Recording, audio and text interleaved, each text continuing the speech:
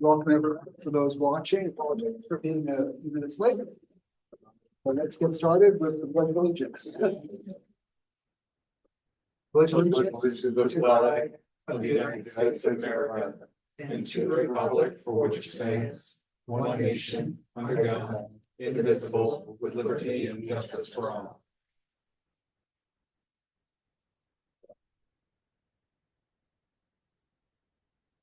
Do we have any changes to tonight's agenda? I have one. And item number 7, the approval of the November 4th meeting minutes is going to be taken off until next meeting. They weren't quite ready, so we're going to take that off of the agenda. Okay. Don't see anything else. So we'll move along to our first session of public comments. We don't have anybody in the room with us here today, so I'll ask the online audience if you have any public comment to make for the policy being displayed here. Please raise your hand and we will give you the floor.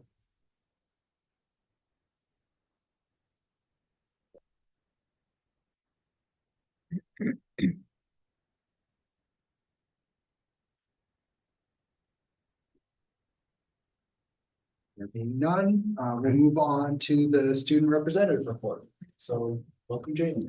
Thank you very much. Good evening. I wanted to give a few brief updates of recent events that have gone on. Winter athletic preseason has begun. There have been sports meetings with coaches. The full winter athletics meeting, I believe, is due to begin in a few weeks. But practices are happening. Everybody's getting excited for winter sports. And then the National Honor Society and Interact inductions occurred last week. Yes, last week. I'm not a member of Interact, so I'm not really sure what happened there. I'm sure there's a little bit of insight down at the other end of the table about that. But for a National Honor Society, it went very smoothly. There was actually Mr. Duncan was in attendance. And we, as a board, had received compliments about how smoothly it ran. And I think that the new inductees were very excited to join in on that community, as well as the first National Honor Society meeting, which also took place. And there's a lot of members now. And I believe the same goes with Interact. I believe there's over 40 members of Interact currently. Yes, that's right. And then over 30 of National Honor Society. So a lot of people getting involved and wanting to do good for their community. And these are all students in attendance at Conant Middle High School. The National Junior Honor Society has also kicked off recently, and we're trying to collaborate with them and make sure they have everything they need. Similarly to the middle school student council and the high school student council collaborating a few months back. But yes, and the advisors actually sent merits to all of the NHS members who had allowed for the induction to run very nicely. So there's that. And then the fall production of Clue occurred. I went and I saw it, and I saw Mr. Ratcliffe there as well. It was a very funny show. The cast seemed very dedicated to their craft. They seemed very prepared. A few mishaps, they covered it up beautifully. Nice little twist ending. It was very nice. And the attendance rate was very large. The concession sales seemed pretty decent as well. And I am currently working in preparation for allowing other members of the student body to showcase their craft, whether it be club or athletic, or community service based. So I'm very excited about that in the future. And that's all I have for you. Thank you so much. Thank you. Any questions or?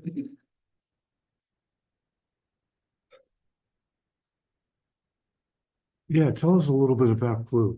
And I know you just did, but Yeah. you said it was great attendance. It was great, yeah. The first few rows were reserved for people who ordered tickets online, and then the rest of the auditorium filled with people in attendance otherwise.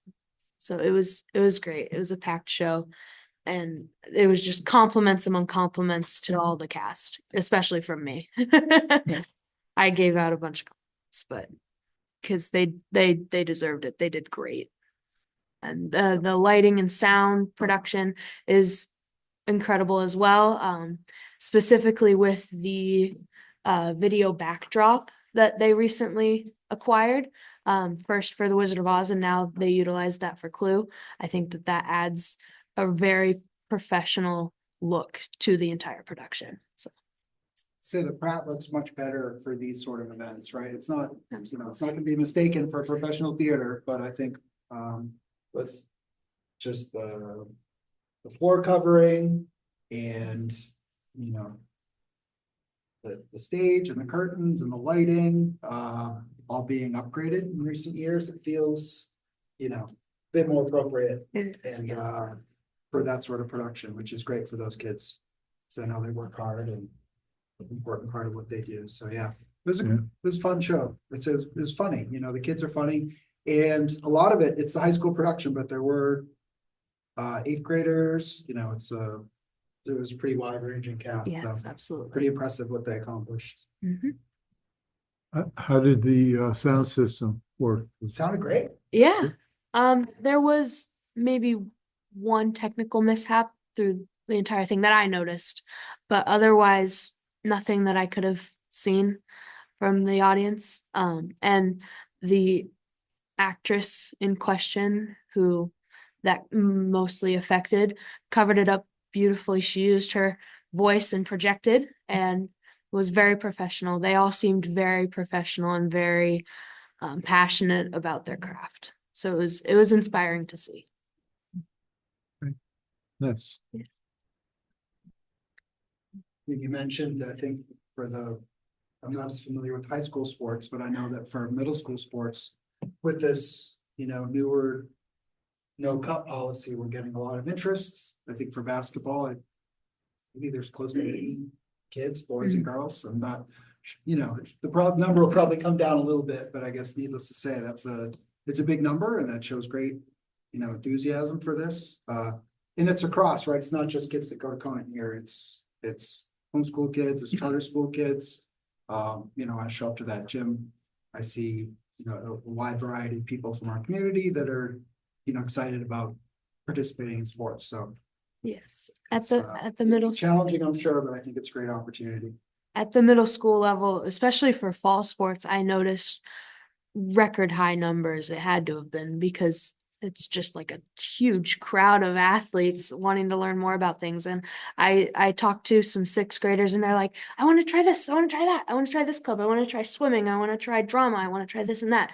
And it's really nice to see that they feel as though they have that ability to see what they like, figure out what they want to do, especially in preparation for high school when things get a little more dramatic, a little more serious. But they have the ability to go out and try for these things. I have a question. I don't think it happened, but did they do a performance for the school? I don't believe they did. I really think that's important. Yeah, I think what they usually do is they do that type of performance for the spring musical. I think that's what they usually go for. That's when they perform for the school. Usually, yes. They do school shows and they invite Jeffrey Grade School and Oh, so cool. French Memorial, I think, as well. That's great. It's been a while since I've been. Yeah, they deeply did that involved. last year, and I think that I'll say, I mean, partly due to that, right? The kids from the grade school coming up and seeing the musical, they had so many kids go out for drama that they're having a separate middle school production this year. That's great. Mhm. Because they have the numbers, so I'll say they Yeah. could probably correlate that directly to that effort, so. Perfect. Yes. Jaden, I have a question for you. Yes. What's the senior scuttlebutt on FAFSA? FAFSA. We haven't learned as much about it as I would have liked so far. I mean, I'm sure that's gonna change coming up, and we are able to schedule meetings with Mrs. Baker at any point. At any point she's available, obviously. She's taking on the entire senior class, as you guys know. But otherwise, it hasn't really been fully presented to us yet. It's not open officially until December 1st, but then I saw that they've launched a beta version. Yes. What they were thinking about that. I haven't heard anything yet. I personally have looked into it, just a brief amount.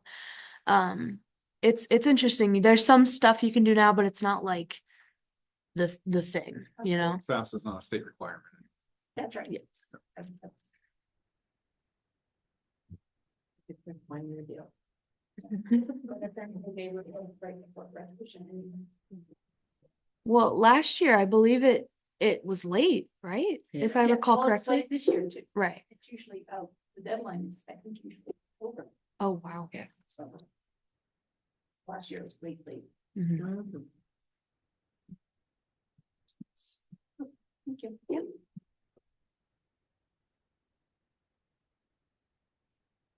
Okay, if there's nothing else there, we'll move on to the superintendent's report. Great. I think also you can confirm this. I just got an email, I don't know, maybe an hour and a half ago from school counseling saying that, was it Riviere? Yes, College they was did here. on the spot decision today. No, yeah, so another school. another one. I know we had just done FPU and I think Plymouth State was before that. Oh, FPU was I think, wasn't Franklin Pierce Yes, they were very on the recent. 7th? And then, so we've had Plymouth State, Franklin Pierce, and I think this was Riviere, and I think we had a dozen kids similarly. Mhm. Were accepted Yes, on the spot, so. That is neat. It's nice to see all these schools coming out over to work with our high school learners, our seniors. All right, so my report tonight really focuses on budget and warrant articles. And some of that overlaps with some other conversations, negotiations, further conversations around personnel and also CTE. So we'll cover a range of items here in this presentation. And maybe when we hit the CTE, I'll kind of get off this presentation and show you a little bit of maybe what to expect tomorrow, because we have a CTE presentation just around the corner here tomorrow. And we sent these out to all homes. I think that most people that I have heard actually received it, so that's positive.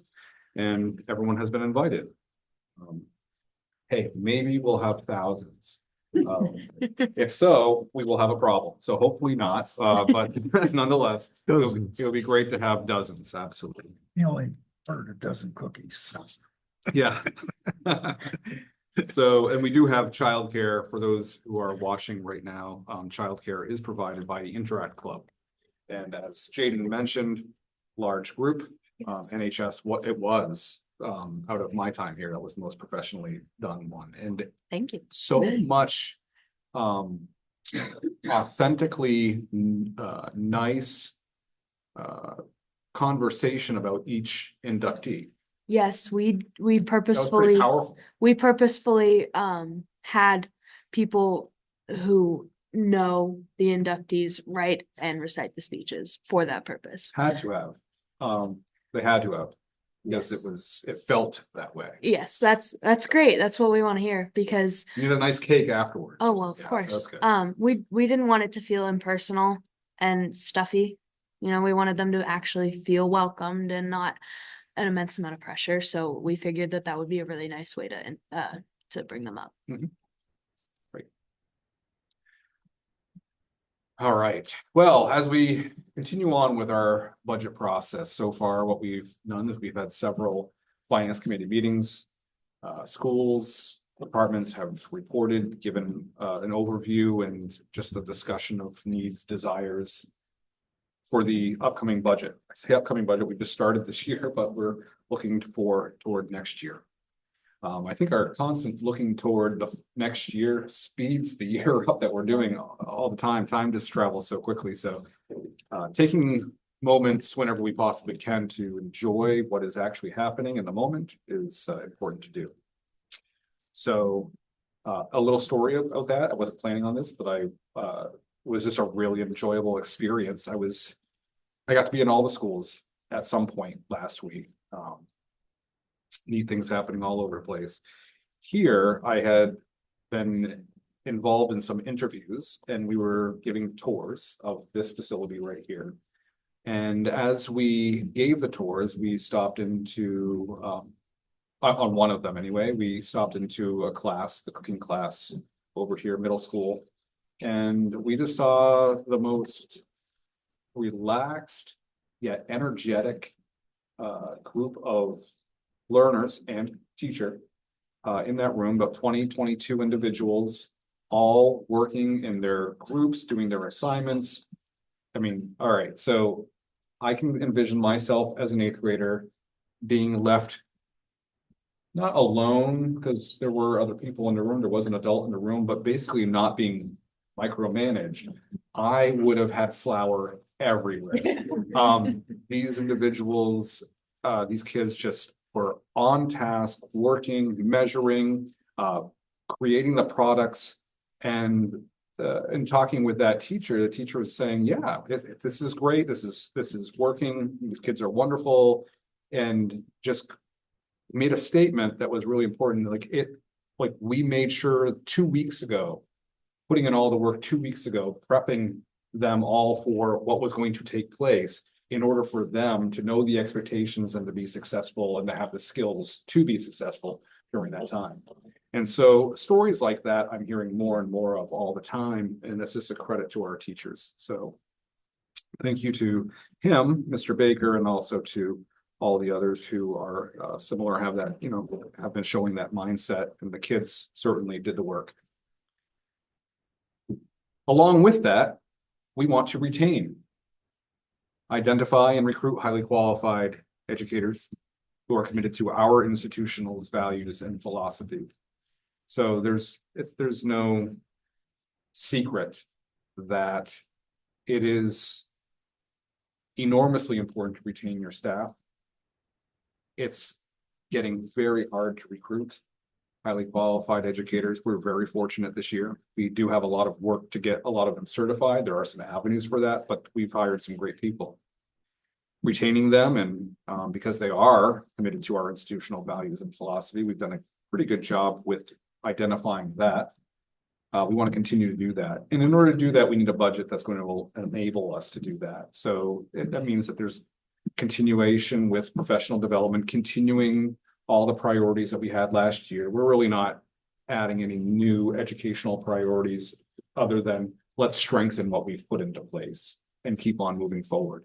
That really involves us as a district focusing on our greatest investment. And your greatest investment, you look at in your budget, where do you spend the most money? And that's with staffing. So how do we continue to invest in our staff through professional development and other ways? And the second one is to ensure that our current initiatives continue. So last year we had a different presentation where we were looking like priority number one was let's get pre-K solidified in our system. We've done that. It's going well. We had reading initiatives. We had a variety of projects that we wanted to make sure we got to, and in one way or another, we did, whether it was utilizing our budget that year creatively, using some funds from the carryover from the following year, just to make sure that we have cash flow. But then of course that went back into it later on. We got what we needed so that we could continue moving forward. And so this board has always, in my time here, this board has always been looking to be creative to keep things as fiscally responsible as possible while continuing to move forward in a dramatic way. It's getting harder and harder to keep budgets down because of the way the last several years have been. But I think that, we have some work ahead of us to do. This is just an order of discussion.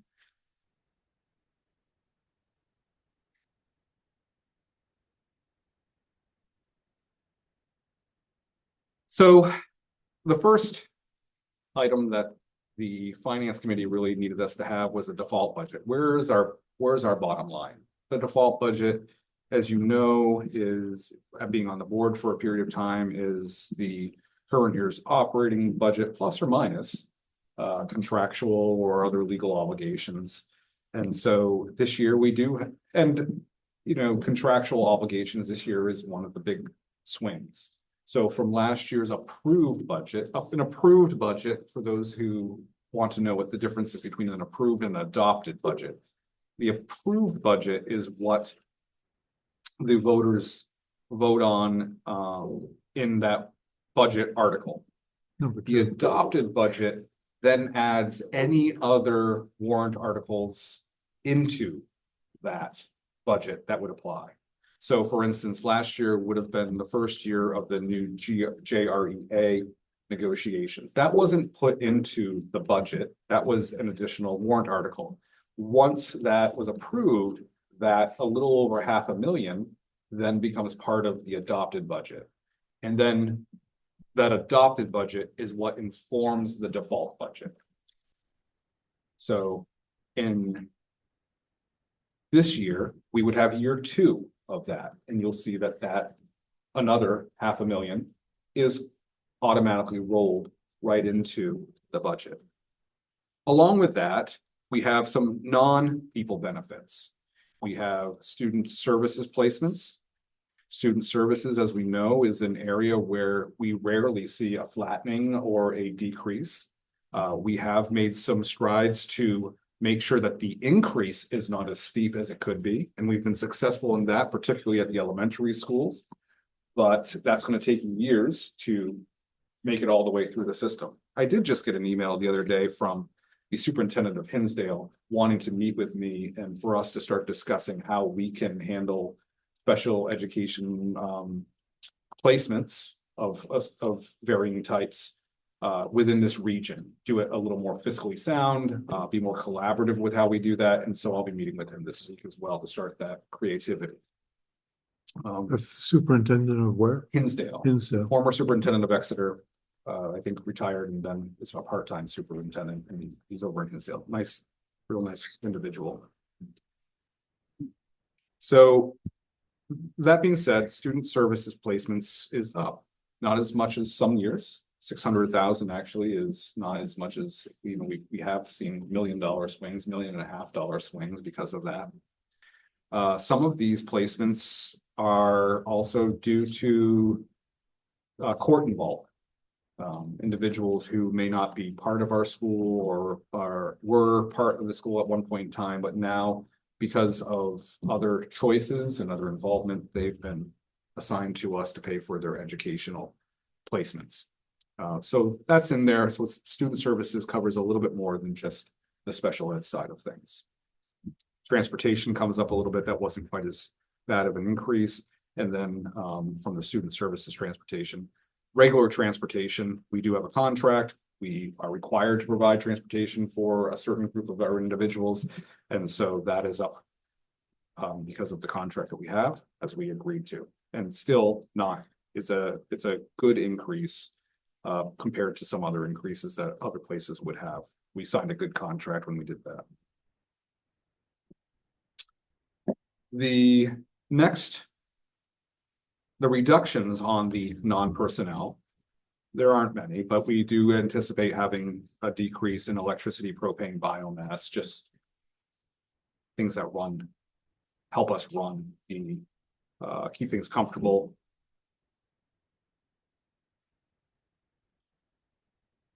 So the decreases was a short slide. So the increases from a default standpoint, the increases in personnel are a little bit what I've talked about. The JREA step increases along with benefits. You can see 554. And then the JRSSA, they also have a CBA. and their step increases along with their benefits. And that's about 180,000. There are some people retiring that get retiree buybacks. The retiree buybacks this year are a little bit less, as you'll see on another slide, than they were last year, but it's still a significant amount. Health insurance, our health insurance did go up more than really it has in a long time, if in the last decade anyway. It was not the highest within Cigna school care, but it was a little bit above the average. So a number of claims, that's how that works. So that's where we're at, but 12.4%. So you'll see that in the default budget, because the default budget only keeps those things that are contractual. Contractual obligations would be the JREA and the JRSSA CBAs.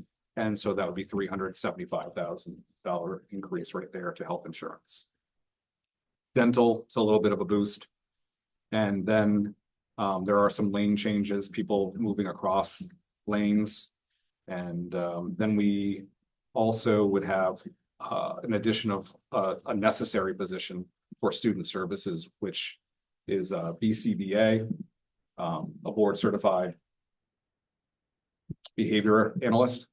And that's to help us create plans and to also evaluate individuals with some high needs, usually in the behavior sense. So they may have academic needs as well, but really it's their education being impacted by their choices or their capacity to regulate. And so there are strategies. And so that's to help, again, helping retain staff is giving the supports that can support them in knowing how to handle difficult situations, challenging situations.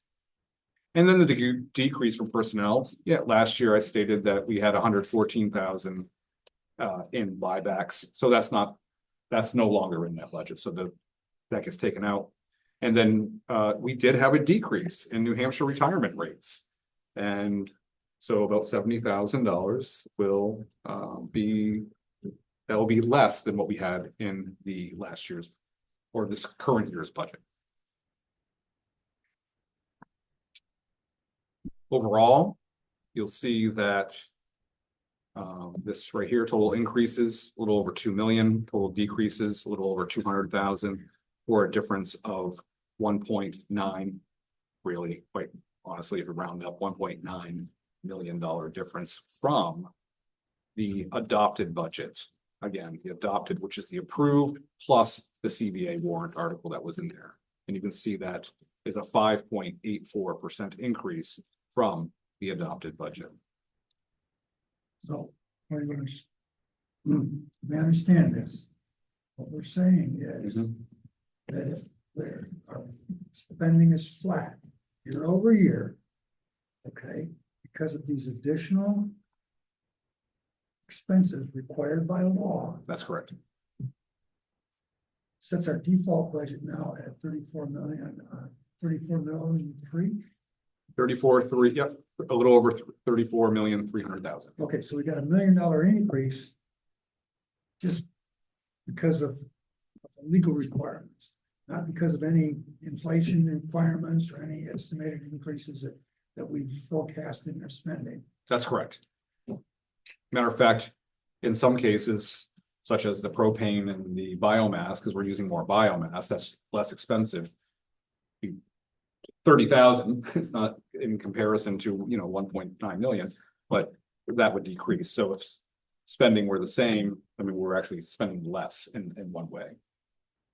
But yes, so contractual obligations, legal obligations, that is the number.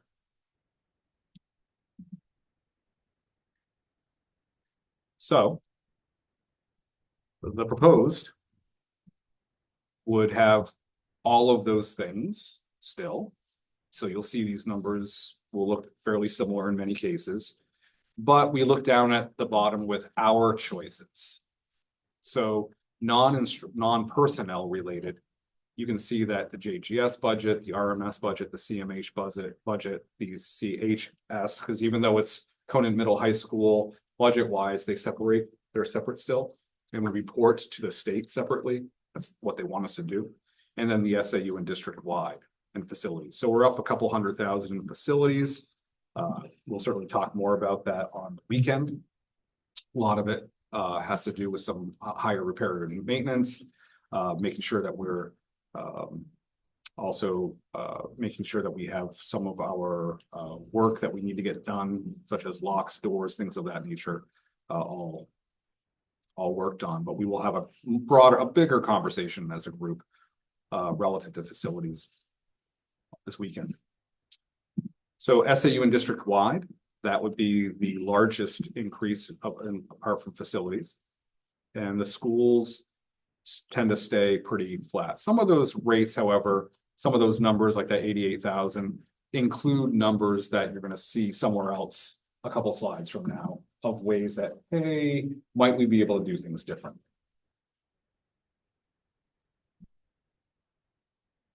If we're going to reduce, look at the reductions for non-personnel. Again, the same as what we saw before. And then also there would be some reductions in student services. I don't know where specifically those reductions would be, but they have been calculated out to be able to reduce some. If we go to personnel, again, everything that you had in the default budget. And then our choices, because these do not go into the default budget, is the same 12.4% increase and 5% increase health and dental for people who are in the SAU. People in the SAU is not, you know, it's you see me, but it's everyone who functions. So it's SAU exempt, SAU non-exempt, people in the Little Oriole Center. There's a large group of individuals who are in the SAUs.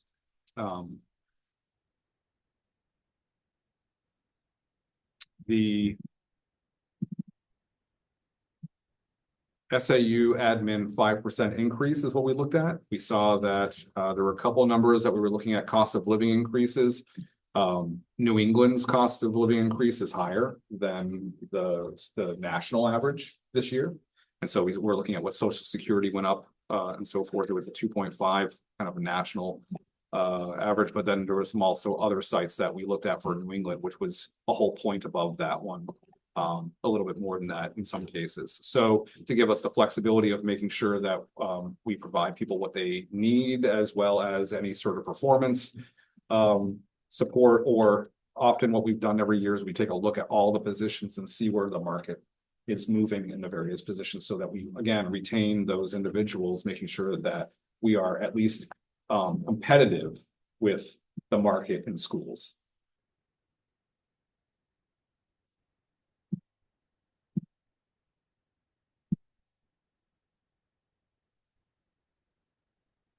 And then the one FTE in preschool at RMS, that's an addition, but you should also, I'll have to talk to Carrie, because that was a shift. So it should have been a reduction in another place as well. So even, so that actually might be less down the road by that amount.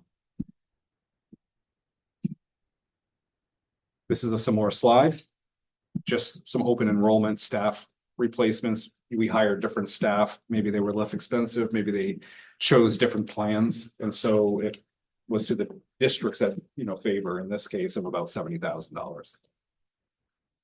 So when we look at this, it's from the adopted budget. It's a 7.9 or 7.89 proposed increase at $2.5 million. $2.5 million. If we were to go back a few slides, is about $600,000 above this, maybe $650,000 above the default budget. That's where the numbers lie right now. See now.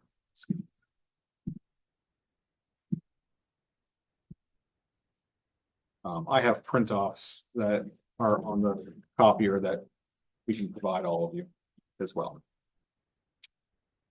So some information behind the scenes, just to kind of let you know kind of what's happening, where some increased supports might be.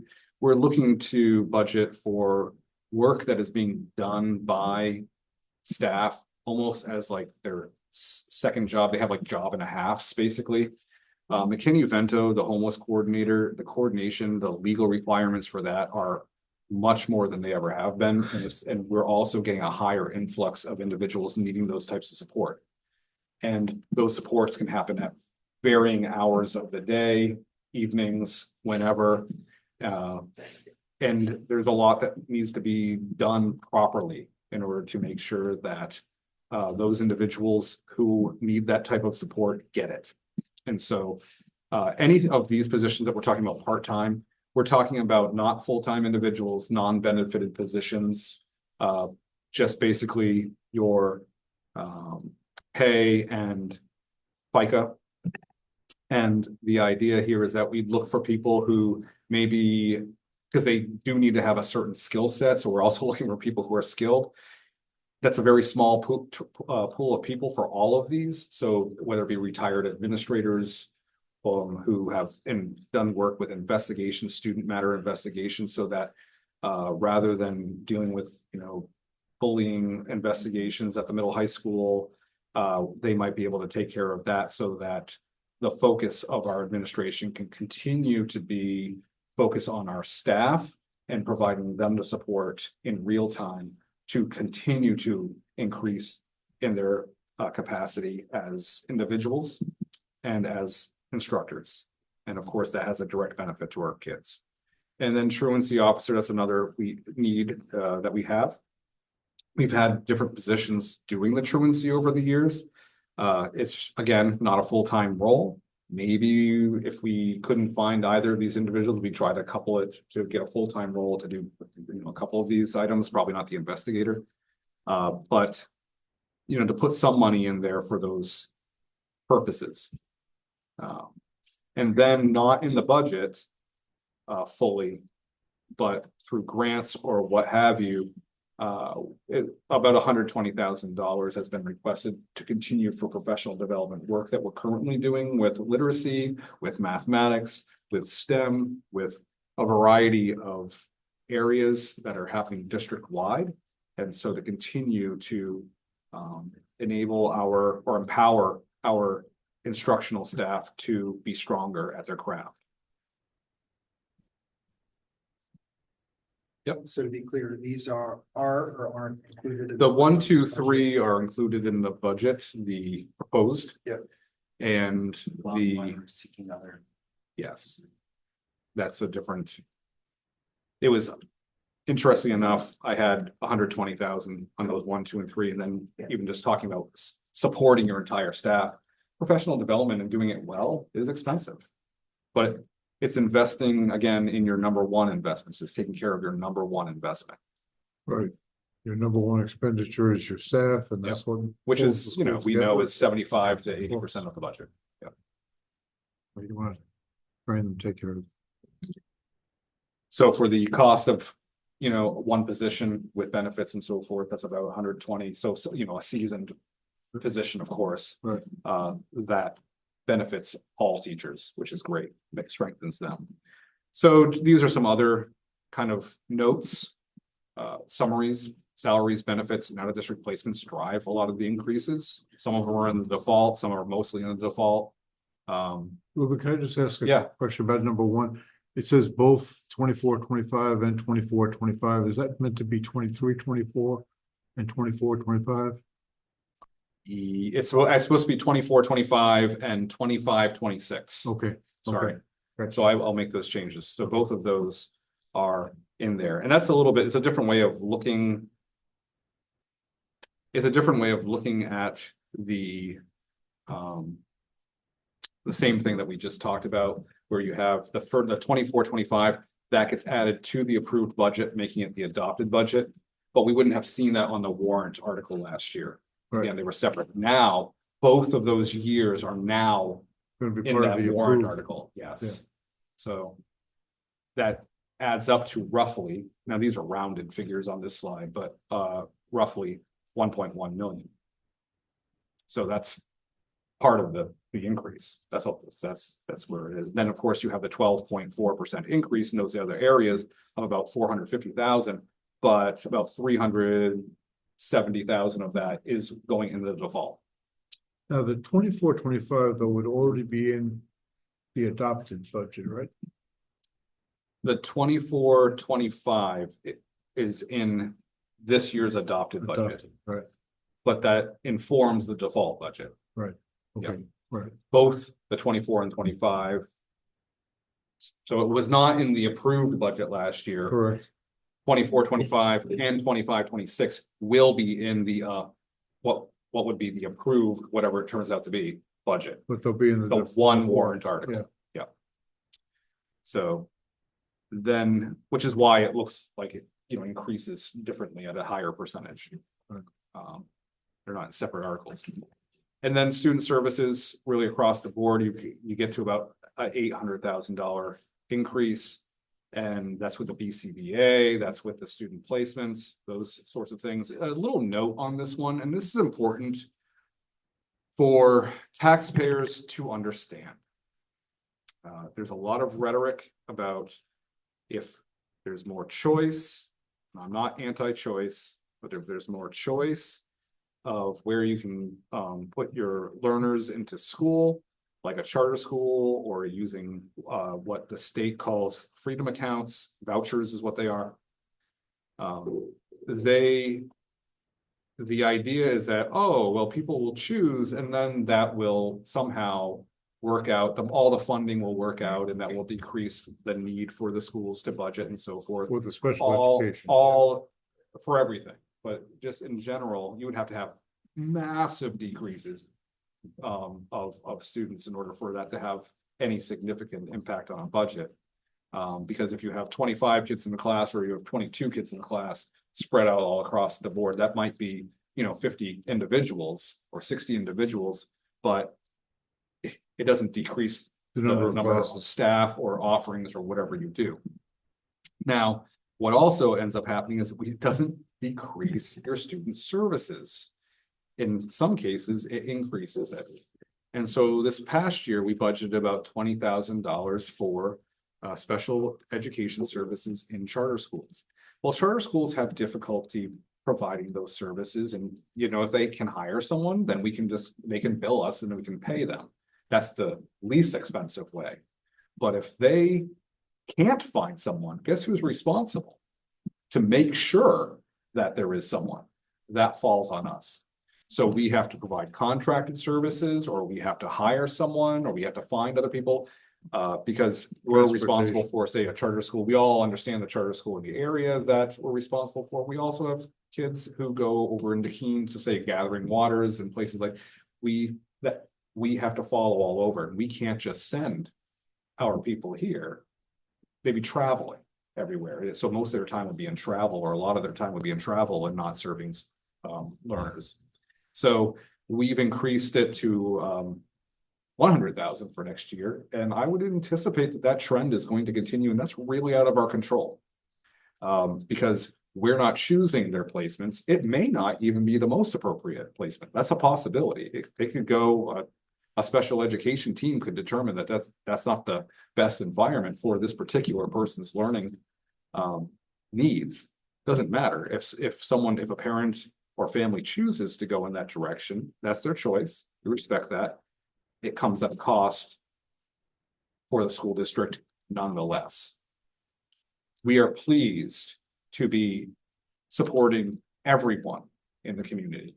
So as but it Chris comes with stated costs. earlier, we know with athletics is probably the easiest thing to see. Homeschool, charter school, private school in some cases have, come to us to meet those needs. And those social and physically active or creative needs are there for all of those kids. And if we can be providing that for everyone, whether they attend here full time or not, we want to do that, and we're happy to do that. And we think that it helps create a better community as a result. But it is costly. So I believe one of last year's budget items was to add, I don't know if we ended up doing it, but we were at least talking about adding a coordinator position in student services to address those yes, we did. charter school placements. That And was one of the items. well, all out of district and so, Yeah. and took on charter school. So yeah, so already that was an added, Due so that's to- an embedded cost that we're not. Due even to talking about the, yet. due to the increase in that activity, right? And it's increasing. Complexity. Yeah, it's getting more complex and it's increasing more, much more so. So the finance committee met with all of these teams and they said, are there items that you need or you believe you need or that we can consider perhaps purchasing now? Now, it's always important that when we look to purchase early, and we've done that before to help manage budgets, that we also, if we purchase now, that we are able to use those materials now. So these are some items that some of which we have already in the works, planning on for safety reasons, like the PA system that you can see above in the technology lines.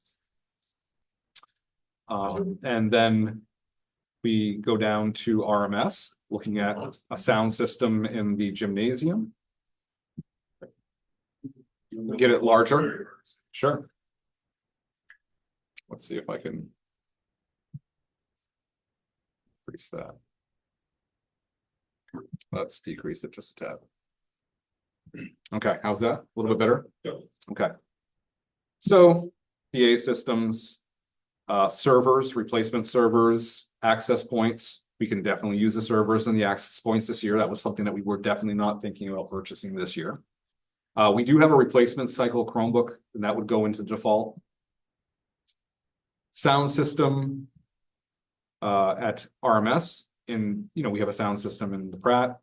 We don't have one really in RMS, and certainly don't have one in JGS. So both of those places they have varying costs, but we have quotes and so forth for those. Chairs, furniture, whiteboards, replacement radios. The big one at RMS, which I believe is still in the budget, which is why I say some things could be removed. You approved library furniture last year, and we tried to get it. Unfortunately, it's a 3-month wait, Lead time. and we only had 2 to deal with, and so we could not get that in. And so that need is still there. There has been some wonderful work in that library, in both libraries of the elementary schools. They look great. They've been able to move things around. But if I were going to say the school that needs some more support when it comes to the actual fixtures there, the furniture, it would definitely be RMS. They're overdue. Going to activities, you can see some of these. These are not high priced items. CMHS looking to continue to support the STEM and when you're talking about graphing calculators and so forth, but also the arts programs. Again, more and more learners here are taking arts, whether it be music, whether it be art, actual performing arts or fine arts. That's important to continue to grow. Getting the necessary supports. We were able to get a lot of the math textbooks last year. I think Algebra 1 and Geometry, they want to continue. Oh, they didn't get the geometry ones. It's there, but it's there this year. Okay, so we must have gotten just the Algebra 1. Oh, and we got the middle school materials that we needed that's right, for the math. And so Algebra 2 and Geometry we'd be looking to get, as well as some revised social studies. And that's something that we could purchase this year.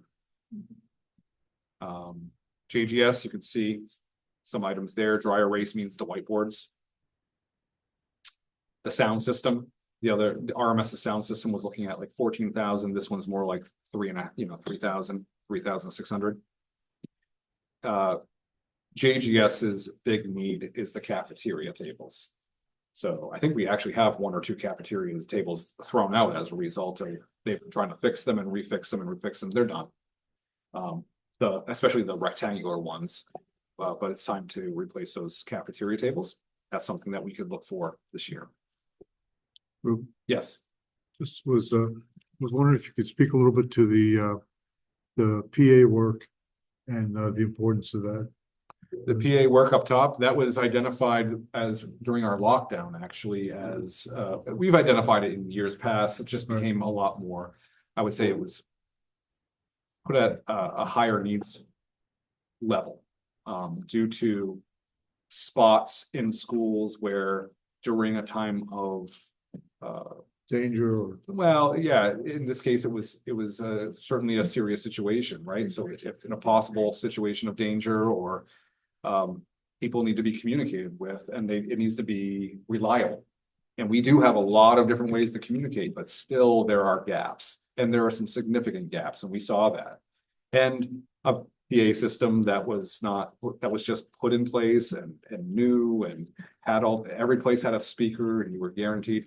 That's going to help from a day-to-day standpoint anyway, but also guarantee that in the case of an emergency, everyone's going to be able to get the instructions that they need. And I think as we go through all these, right, not to get into the details, but Yeah. I think as we start to, inevitably make hard decisions,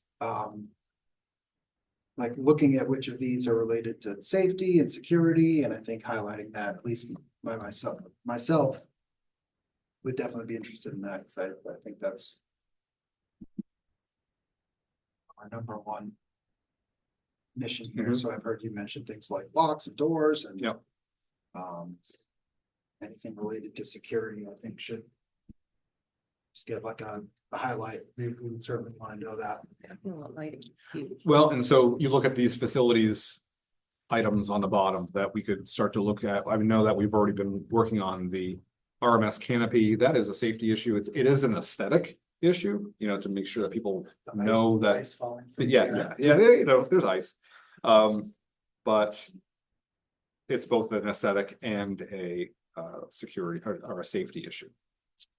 Blinds actually at JGS, RMS, all those are safety issues when you lock down. You need to have blinds at work. They also have other uses, of course, than just that, but that is a safety issue, and that's why they were put on here for faster service. CMHS parking lot lighting, we've been talking about lighting for a little bit. It is, if we go back to the purpose of retaining, staff, it's also keeping them safe and people are here later and later all the time, doing tons of great things, working with kids.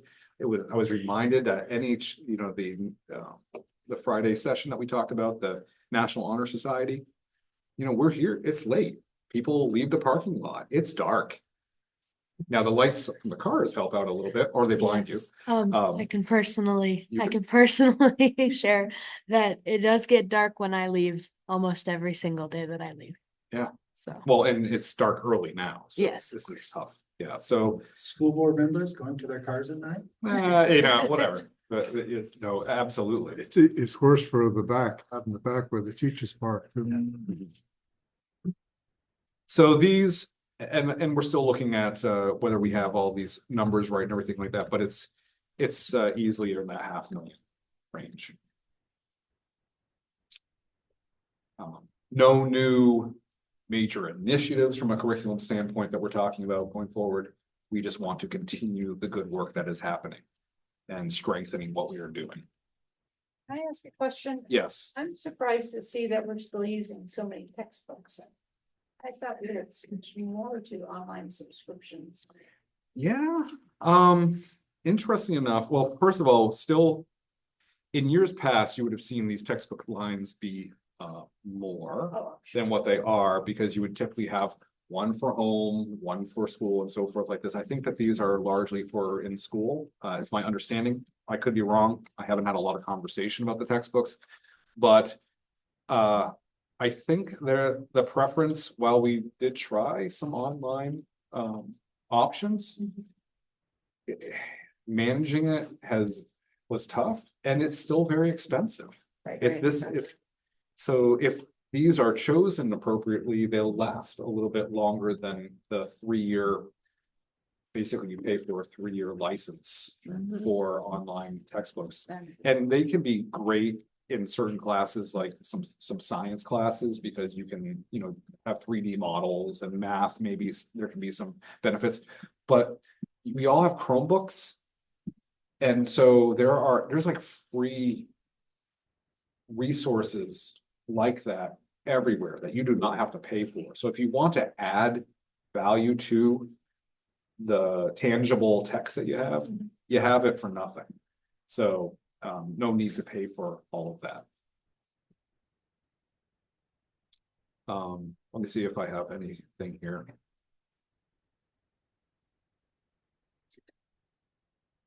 Yeah.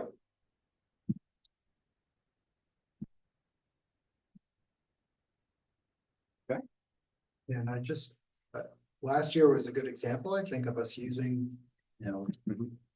last year's budget to do some of these purchases. And I think we still gave back, the 1.7 million at the end of the year, so.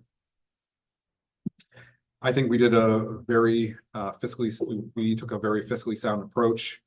We got what we needed to in order to improve as a district. It did cost, $500,000 or so that we spent out of those funds from last year. And like you said, we were able to still manage our budget and be able to, not all for great reasons, staffing shortages and so forth, but be able to pass that savings back to the taxpayers and during a time where things have been difficult. Now, I don't know what the Jaffrey tax rate is. I don't think those have come out. I know that Ringe has had its tax documents sent to them, so they should have seen it not be as much of an increase as perhaps originally intended as a result of, I think, the good work of the school board and really Carrie, quite frankly, in the business office. I think the initial estimates were, certainly above $1, and it was, 27 cents, and that was with the town and the school, so. Oh, both. Yeah, both together, Okay. I'm not sure what it's probably mostly school, right, but. I'm sure. 7 cents total. So other warrant articles to consider. So when we talk about the budget, we never talk about the budget by itself. We talk about everything that's going on. So we are in the process of trying to design a CTE building and to see if we can go get funding for that and add value for a very long time to this site and to our learners' future. So estimated a $7 million bond. That could be $500,000 one way or $500,000 the other way. We don't think it will, change from that right now. It all depends when you start building, I suppose, because building costs change. It's hard to project 2 years in advance what's going to happen, but these figures include some of that expectation that there will be a 5% or 10% increase in some areas. So these numbers include inflation. We can consider special ed trust fund. My recommendation is to do it from surplus if we have it. Building, that is typically how we do it. Building maintenance trust fund, we have not traditionally taken from surplus. Our attorneys do believe that if we're going to go forward and continue to really do work on a regular basis, that we need to have capital money. And we need to, it's better and more flexible to have it in one area as opposed to having multiple trusts that then pigeonhole you into what you are trying to do. We of course need to finalize a really solid plan, get that published, and be able to tell people what we are planning to use the money for. For instance, we're looking right now, we haven't zeroed in there completely, but we're looking right now at the summer at really emptying out our trust fund for windows over at Jaffrey Grade School. We've already removed 100,000, 120,000 or whatever or so from what existed early, right at the beginning of the year, to make sure that we had the air, I don't want to say air filtration system, but it's the dust collection system in the construction trades area. If you haven't seen that, that's fully functional and working well. And then the JREA additions, if we have any of those.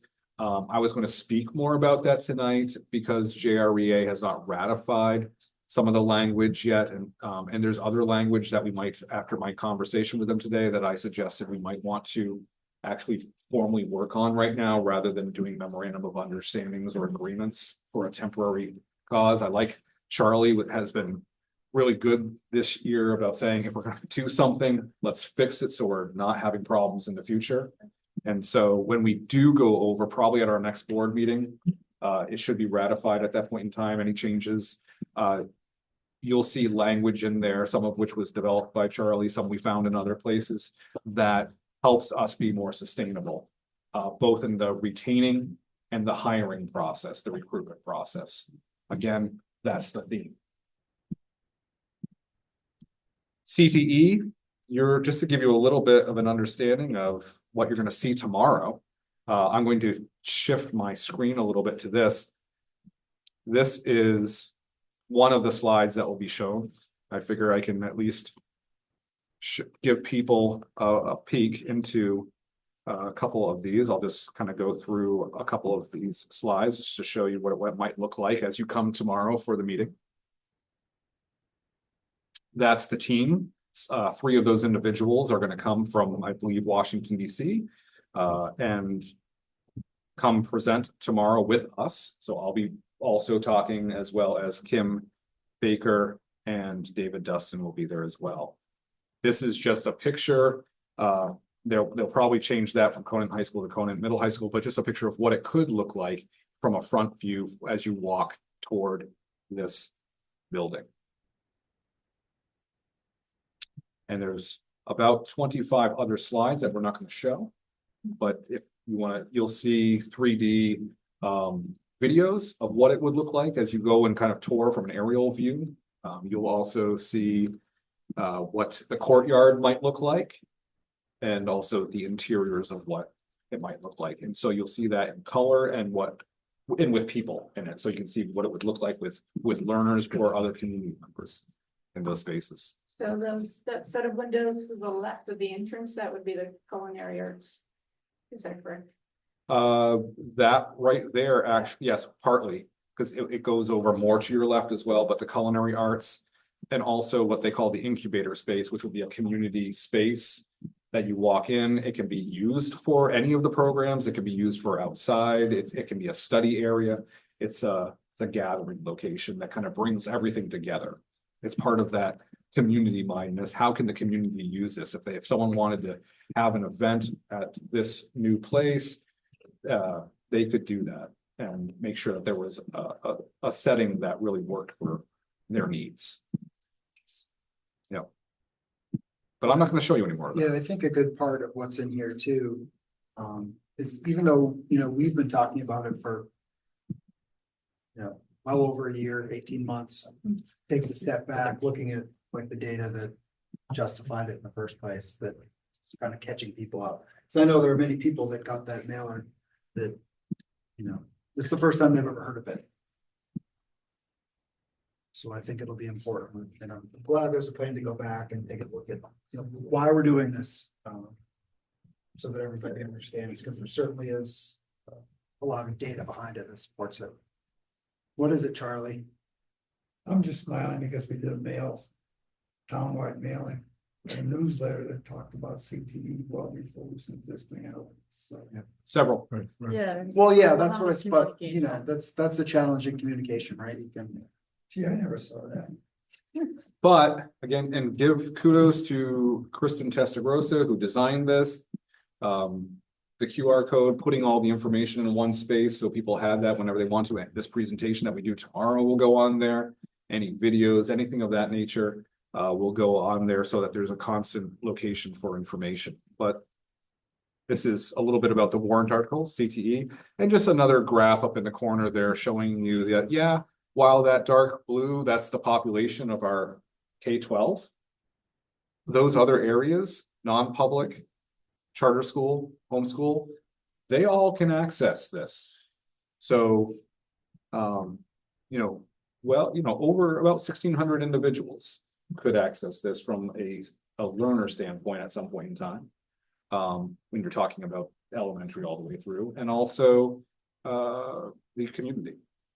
And also, if I'm correct, that other school districts can send learners here.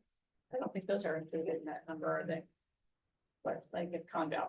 students come for construction trades or culinary arts, those aren't included in those numbers, right? No, those are not, other people from other places aren't included, but no, Messinic and Conval could then come this way as well. That's And they do. Good already. point, Christine. Yeah. And this is just some national labor information on the jobs a few jobs that might come out of. If that's your primary focus. My primary focus is that I believe that CTE is one of the better ways of ensuring that our kids are getting access to instruction and creative experiences that provide them with what they need in order to have those 21st century skills. Because it's not about one subject or one field. It's about being able to think, create, collaborate, and then transfer all of those skills into another area that they're likely going to have to change or will choose to change several times in their lives going forward. And so we get down to the warrant article.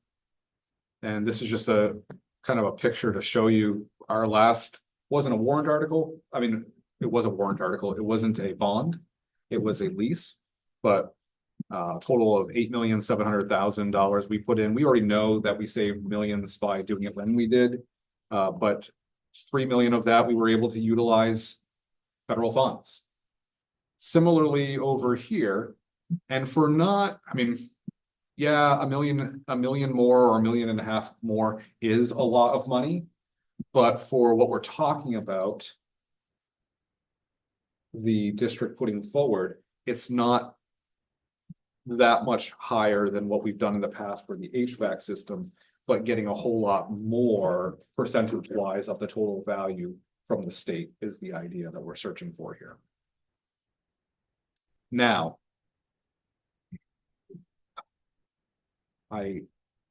yep. So we're, I think, very impressed with the amount of work that's been done on this. Mhm. I know it's been going on for quite a while. I think the architects were first contracted over 1.5 years ago and Mhm. started an education process. But the number of opportunities open to learners here in our district is tiny compared to what learners throughout other parts of the state have available to them. And with the state paying 75% of the cost, this is an opportunity for us to bring this school district into the modern era. John, I think you make some good points. If we were to look at the CTE, the career and technical education offerings within the 3 schools that we are, the collab basically that we have here, collaboration between Conval, ourselves, and Messinic. We have right now 1 at Messinic, 1 here, and we have about 6 on the books anyway over at Conval. And that's about 8 offerings. Now, some of those aren't filled, so this year, maybe 7 offerings. And we have been able to send our kids. We've been fortunate to be able to get into Keene for a couple of spots here and there. I think we send someone over to Milford, which is a trip. It's a long trip. To get them to a course here and there that we don't have in our region. If we were to look at, well, let's take Keene and Milford. Milford currently has 11 offerings by itself. Keene, I think, has close to 19 offerings over there for all of those individuals. Again, we're talking 6 to 8 right now. Our learners deserve to have those same offerings. If you go, let's just take Southern New Hampshire. Seacoast School of Technology. I used to work down in that direction over there, actually in the building that the current Seacoast School of Technology is, the old Exeter High School. And that also has between 12 and 14, I believe, offerings. And then, a really neat one is Rochester, Dover, and Somersworth. Somersworth, the community is very similar in size to this community right here. Somersworth, I think, has by itself at its campus 11. And then because they all work together, there's over 25, I think, maybe close to 30. They just added aviation, I think, over in Rochester. I mean, really neat and very diverse offerings. All of those, interesting enough, have culinary arts. You know what region doesn't have culinary arts? Our region. Yeah, our region does not have that. Yet it is one of the most popular. CTE areas. And I understand that in many of these culinary arts programs that they're open to the public. Mhm. At least a few hours. They learn or a few days a entrepreneurial week. skills, yeah, open up a business as well, and so you get a lot of different types of learning experiences in one. It's not simply cooking, although that's enormously important too. I have a question. Yeah. So for any of these courses or outward branches, would there be any way for students to receive any post-secondary credit or life connection opportunity? Because I know that with our partnering things over at Conval, you're able to receive college credit through Nashua Community College and or the Community College System of New Hampshire, which is a beautiful program. I wasn't sure if these opportunities that we would be opening up here would reflect a similar. Yep, matter of fact, interest. that's a requirement. Perfect. So for instance, I don't have the information in front of me, but I do recall the application that we put in January. Mhm. And I know that, for instance, our construction trades, that's the one I was focusing on a little bit more because it's our program. You could get up to 8 credits over at Keene State College as they go into those, that style of field. Yes, I'm just thinking Yeah. from a student perspective, that's a really appealing trait. Yeah.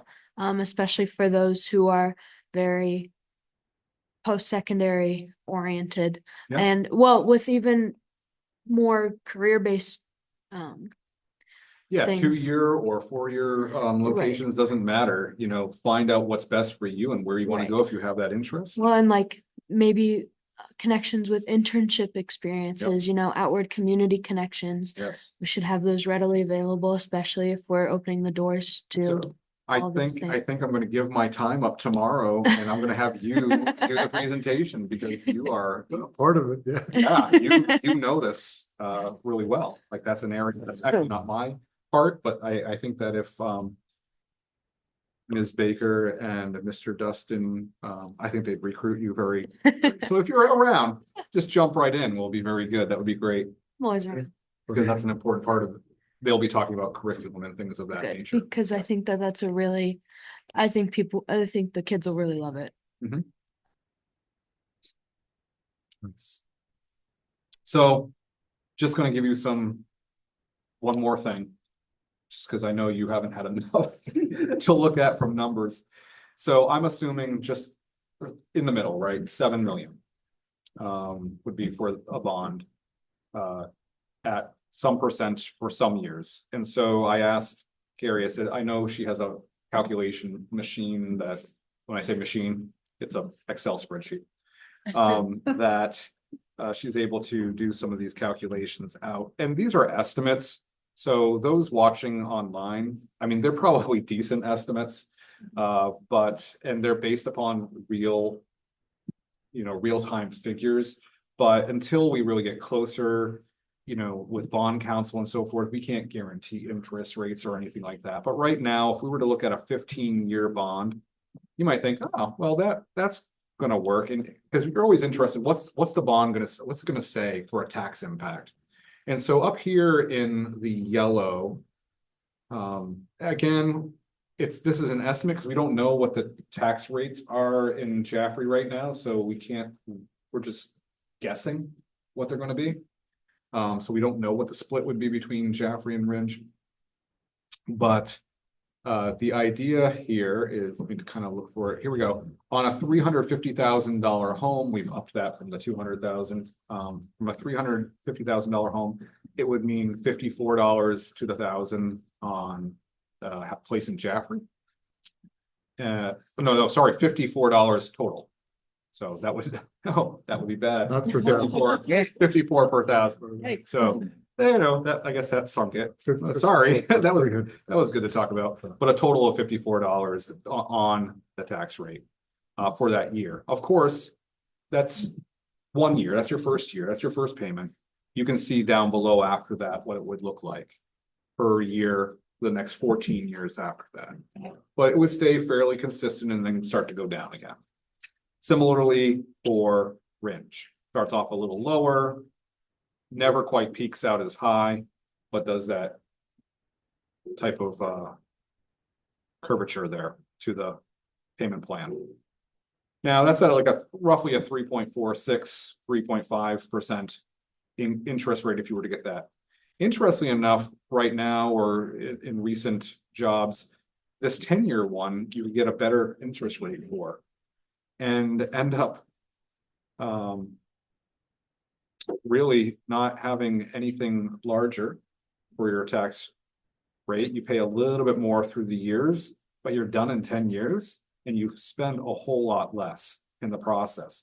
So we'll definitely, as we go forward, want to be choosing the correct loan amount of time. And then the 5-year one, that would be interesting to pay off. You can see that's quite the jump. You'd still have your same first year, but you'd definitely double, in some cases, a little bit more than that, your yearly impact on taxes. And that, I think, would be a lot to handle. Even though, again, the interest rate's not quite as good as the 10-year, but you're still gonna, obviously have it off your books sooner. So there's some value. There's pros and cons to every approach. Different ways it could be done. Different ways it can be done, and these are estimates. I think a key point, I know we've talked about it, although I think now that we have some numbers, it can become a little bit more real as how to, and if there's donations, right, that can become part of this and offset it, right? Partnering with industry or community members that, every little bit will help, I think. So that needs to be part of the plan as well. So that's a long report, but we figured we do it up front because we go through and do this later on. I've seen our processes. We get tired and we're tired. I know already. You guys are here a long time and that's a lot of information to start off with, but it's good to have that overview anyway. And that's just an overview. We'll get into more nitty-gritties and you'll receive more documentation prior to Saturday, certainly. And Saturday, we're starting at 9 o'clock. 9, I believe, yep. It says 9:30 on the calendar. 9:30? Right, but if you want like a donut, you can Come early. Yeah, come early. Okay. Okay, Yeah, we get like 1 or 2 and then we split them up into okay. quarters. We start cutting with the We donuts, right? start cutting with the donuts. Matter of fact, that's what we use. We get the donuts and say, all right, if this was the budget, we're gonna do this. And then Chris just starts eating. Do we Like- bring our own coffee? Yeah. I'll bring the coffee. Huh? Yeah, because I don't trust any of your coffees. I gotta have. I'm very particular. So you Well, don't trust. No. What's tonight? Hopefully it's, I don't know. Hopefully it's shorter though than program. Right, I know there'll be a lot more to talk about on Saturday, but any questions or comments before we wrap up the superintendent's report?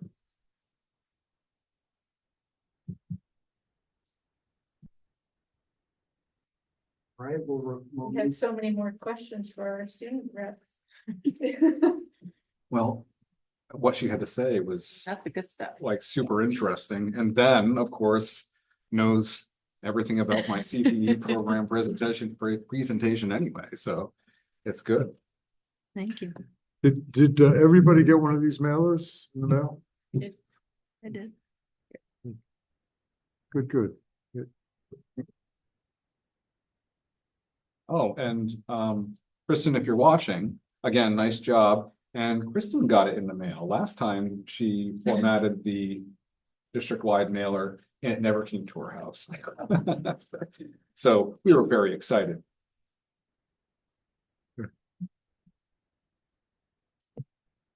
So we'll move to the consent agenda.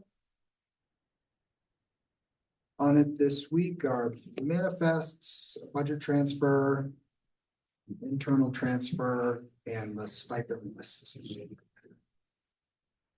Your motion. Consent agenda is submitted. Thank you, Charlie. I second that. Thank you, Sandy. Any questions or discussion on the consent agenda? All right, we'll move to a vote. All those in favor of approving the consent agenda, please indicate by saying aye. Aye. We vote most. Lisa's still on. I don't think Lisa's on. She was in a meeting starting elsewhere. So we'll do that again. All those in favor of approving the consent agenda, please indicate by saying aye. Aye. All those opposed and abstentions. That passes by a vote of 6-0. As mentioned at the beginning of the meeting, we're gonna skip the approval of the November 4th meeting minutes and go right to the request to waive facility fees for youth travel basketball at the JGS gym. Just a note, both towns have the second, I think it's third at this point in time, draft of the MOUs. I believe, at least I heard from Ringe say that that was gonna be brought to the select board this week whenever they meet. Wednesday night. Sunday. Wednesday on the agenda, okay. That's great. That's great. That's So our, that means this likely could be Might be, the I'm, last meeting where we're waiving fees. maybe, and we can keep it going. They're doing It's budget still- right now. It's still good to see that Yeah, how well, much use our facilities are getting. It makes it very transparent when we talk about. it might be Territory. nice in the, after, if this were to depart, it might be nice to just get a picture each time of how our facility, you know, how we talked about like, oh, let's go through the district calendar and talk about what's happening. Maybe the same thing, like, well, let's look at the calendar and how the facilities are being used and who's using it, just to, you know, let people know and let you know, of course, Mhm. you know, they're hopping all the time. And it will only increase if we were to get that CT, and we want it to happen. So I'll make a motion to read. Sorry, please. Thank you, Charlie. second, Thank you, John. Any questions or discussion? All those in favor of the request to waive facility fees, please indicate by saying aye. Aye. Aye. All those opposed and abstentions, that passes by a vote of 6-0. Next are action items. The first one is the Durant Fund request. Requesting up to $15,000 for purchasing and installation of a second kiln to support the growing ceramics program and a soundboard and a light board to access light and sound equipment in the Pratt and replacement band uniforms. I was actually kind of pleased to see the replacement of the band uniforms, because I remember our student rep last year talking about that they got t-shirts. Is that correct? Maddie said they band wore t-shirts and they actually had to turn them in at the end of the year. I think that's for pet band. Oh, okay, Yeah. those were specific, okay. all right. Anyway, it's good to take care of our band. Right. Yeah, I would make a motion to approve the request for the Durant, the purchase from the Durant Fund. Thank you, John. I'll second that. Thank you, Christine. Any questions or discussion? All those in favor of approving the Durant Fund request, please indicate by saying aye. Aye. Aye. All those opposed and abstentions. That passes. I vote 6-0.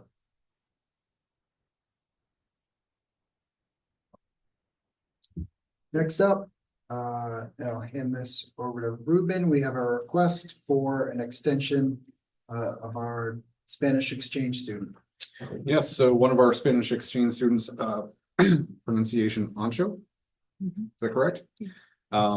Has been loving it here and wants to stay. And so he's enjoying, this is what some language that came from the student exchange program.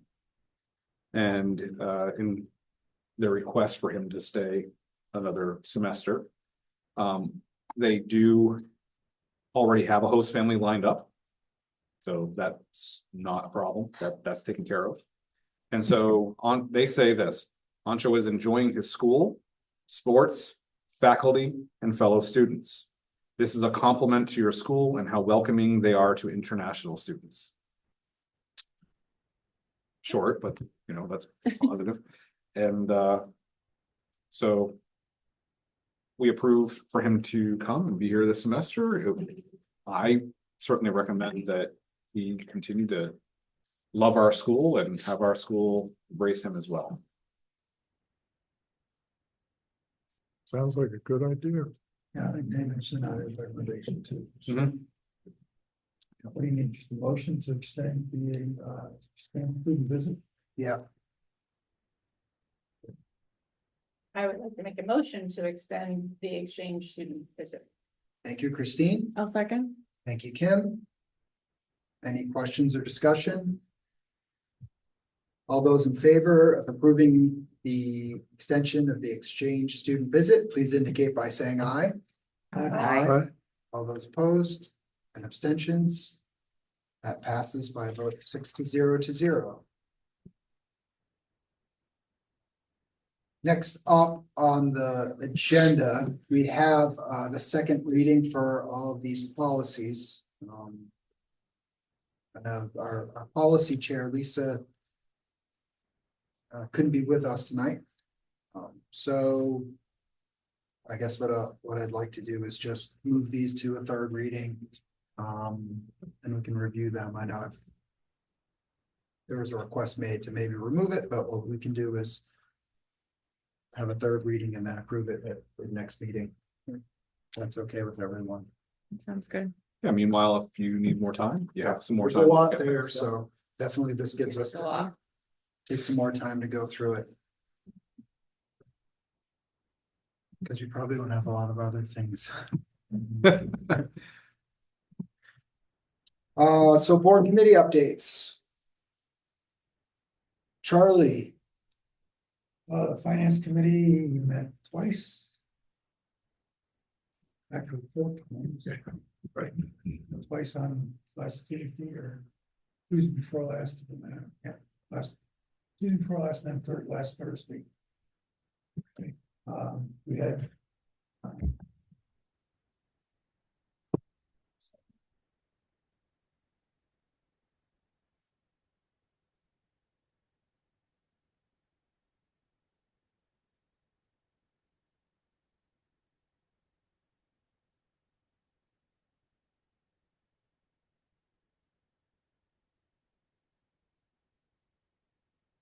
We'd ask the fan to have a copy of the presentation for the committee, 48 hours for the presentation. And ask them to present their highest priority program projects, the major changes from last year, what's new, what's going away, and any special considerations that are needed from the school board in addition to this funding. We got excellent presentations from Ridge Memorial School and Jaffa Grade School, which we probably got a request. We got a verbal presentation from Middle High School, David Brazil, and we didn't have a lot of documentation to back that up. But he gave a presentation, they're looking for 18K more next year than this year. We had a good presentation from facilities. We had all that information in advance, and we had a good presentation of the SAU. There aren't a lot of changes going on SAU either. We did not get into the default budget at all. We did not get into the salaries and benefits, and we did not get into revenues and assessments. So I would assume that we're going to be doing that on Saturday, and because of that, the Finance Committee does not have a budget recommendation because we really haven't gone through it. We've gone through some of the line items, but we really haven't got all the exhibits that we need. all right, thanks, Charlie. Any questions for Charlie? Finance committee? We'll go down the line to John. Okay, so it was nice to be in the facilities committee meeting because in addition to hearing a lot of other things, there was also talk about facilities improvements that are underway and Sandy did make a nice presentation about the budget for that committee, so that was good. Felt like we were talking and thinking about facilities quite a bit. The facilities committee met this morning. We focused on the meeting to be held tomorrow night concerning the CTE. We also have it on our agenda to come forward with the capital improvement plan, basically the saying capital improvement, but the building maintenance trust fund, which Ruben mentioned in his report today.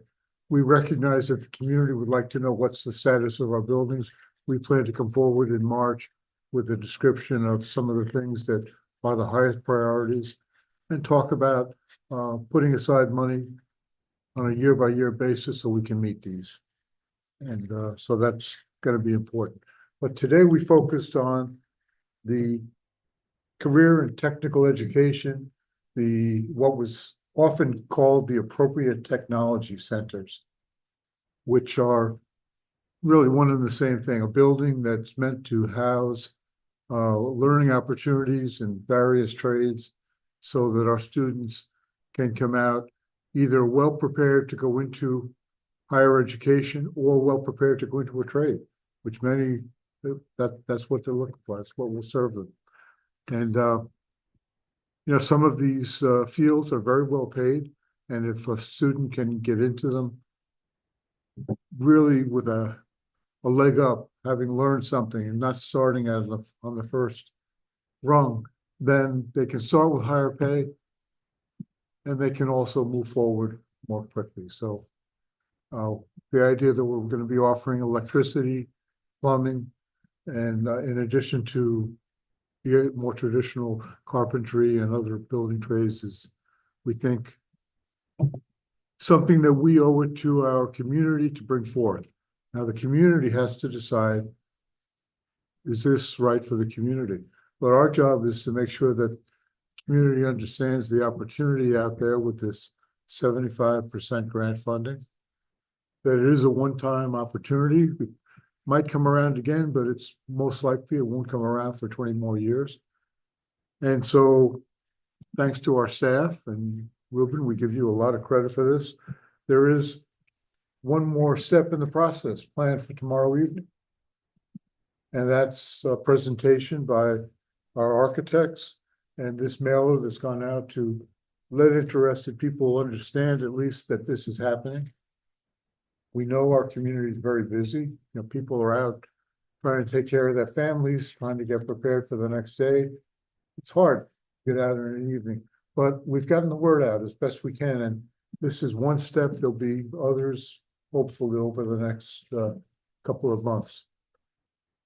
And I guess I'll just wrap it up by saying I hope everybody will show up tomorrow. I know it's hard too for our board members.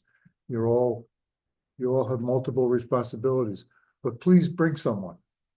Bring a member of the community who might have questions, someone who maybe you respect, but who you think, well, they're not going to support this unless they know more about it. Tomorrow's a chance for them to get to know more, to ask questions. And so that's what we talked about mostly today.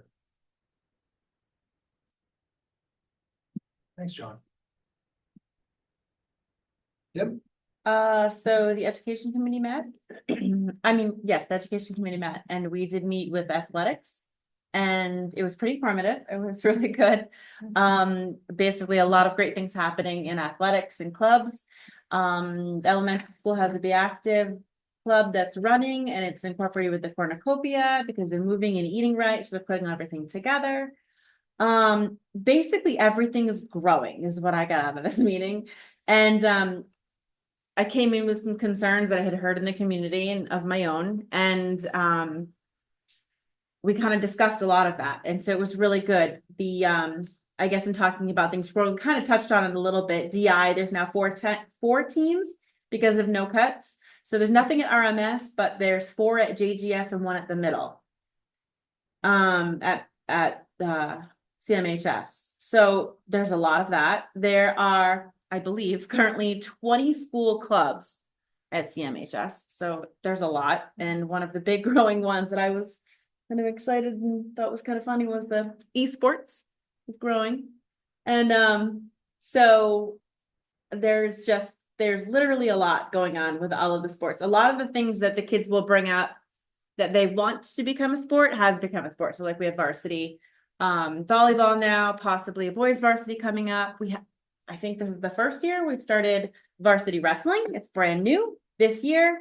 We don't have any mats. We don't have much here to do anything. So we are going to Messinic. We're sending our kids to Messinic. We're using their mats and everything over there. And some of it will actually be, I thought she said in there. Mhm. Yeah. Okay. So in the cafeteria area. So we do have a lot here also. Going well, we're growing. Oh, basketball. Obviously, as I think Chris already said that there are 50 or above kids going out for basketball in middle school, and there is a no cut policy. There's still the no cut policy in the high school, but because everything is growing so much, they've decided last year they decided they could handle the amount of kids, so we kept a JV team and a varsity team. And there's even plans because there are so many kids coming up who are really interested that there will possibly be a freshman basketball team, JV basketball team, and a varsity basketball team. So there's a lot of opportunities for everybody, and they'll be able to grow so that we can keep a basketball team going. I know in years past there's been where it's been like, we have like 12 kids, but it's growing. So I think it's a wonderful thing. A lot of kids want to play. There was a lot of talk about football. Everybody would like to have a football. And I will tell you that Miss Lindstad is working hard. She's checking everywhere she could possibly check, talking to local schools and what we can do about it. But we also explored the possibility of a flag football team if we can't quite get to the football situation. So there's a lot of growth in that's coming up. So we're talking about looking at stuff like that because there's a lot of, also we do have flag football club. And the kids are really interested in that. There's a lot of them. So it is also becoming much bigger because parents don't want their kids getting concussions. So flag football as a varsity team is actually growing. So we can look into that as well.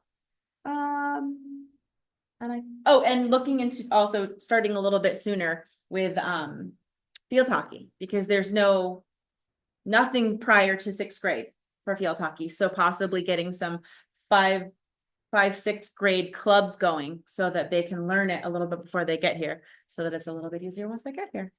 And I think that's it. That's awesome. Yeah, so it was great. Just one question. I know some of the education committee meetings have been recorded. Is that still an ongoing process? The we didn't talk about any of that. We didn't talk about live streaming, recording, anything like I that. think we did record this last one, Okay. but most of them have been. Charlie had mentioned that to me and I went online to take a look and I don't think it was. yeah, okay. And baseball is also growing. I think I forgot to say that there was also talk about a freshman team for that as well. Cause it's big. So Yeah. that was it. I think you said 80, right? So 50 boys, middle school boys and 30 middle school girls wanna. A lot. Yeah, so they were thinking of having 2A teams. Yeah. For the boys, yeah. Oh, that's middle school basketball. Middle school. 2A teams and a B team. Yep. Which even I was like, how is this gonna happen? The kids are never gonna play, all that stuff. But there are 2 different, if you go onto the athletics website, there are 2 different categories. There's middle school basketball and there's junior varsity basketball. And those are both teams. So both Junior high school. junior high school. Yeah. And then, junior high school. And so they'll both have their own schedules and games rostered in. So it's not going to be a shared anything. They will each have a full schedule of games. It's not going to be split, which I know is a concern. So it was actually really good. And that's all I have to say, I believe. Any questions? How do you get to what you just If- said? I believe if you go Is to it- the website. Yeah. You have to go to the school website. So select a school, so that would Yeah, be select a middle high school. Middle high school. Okay. And then I'm doing it with you so I can remember as I want to do it as a parent. Go to extracurricular. Okay. And go to sports and go to the athletic website. And then if you go to winter, you see basketball. Winter. Oh, Oh, winter sorry, up top. Yep. Yep, winter, go to basketball. Mhm. And then you have all of these, and you see Oh. boys middle school, boys junior varsity, junior high, Mhm. and boys B team. Okay, Shoot, you have them all there. got it. Wow, So we would be under the middle school would be under middle school, junior high, and B team. okay, Different schedules for everybody. So once it gets out and once the kids are placed into where they should be, then it will start to be, you'll be able to look at great, your own schedule. perfect. Thank you. Yes.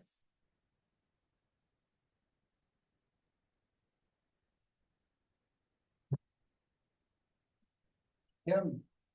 And Christine, My meetings were covered. same here. Sandy, I would say. John, okay. So that completes that part of the agenda, and I'll go. So I had a discussion item on here for 2025-2026 budget development, but we covered that during the superintendent's report. So nothing to discuss there unless there's anybody else that has a discussion item to bring up, or chart if we would need to revisit anything about the budget. We just need to talk about the donuts, what kind of donuts we're gonna have on Saturday morning, and it is 9:30 though, not the start, right? Okay. Is that right? Sure. 9 o'clock for coffee maybe, but, Yeah, yeah. oh, okay. We get donuts, but the JREA got those beautiful crepes and lemon cookies and. What's up with that? Yeah, donuts. She runs a cornucopia for crying out loud. I was- Where's the fruit? First of all, I was joking about the donuts. Oh, okay. I think, All right, all right, I think I brought up muffin last time. Okay. Yeah. All right. So, That's, We'll see, maybe we can get some grapes, but not the cookies. all right. All right, we'll see what we can do. So if there's nothing else to talk about, we'll open it up for the second session of public comments. Again, still nobody here in the room, but we'll leave it to the audience online to raise your hand if you have a public comment to make.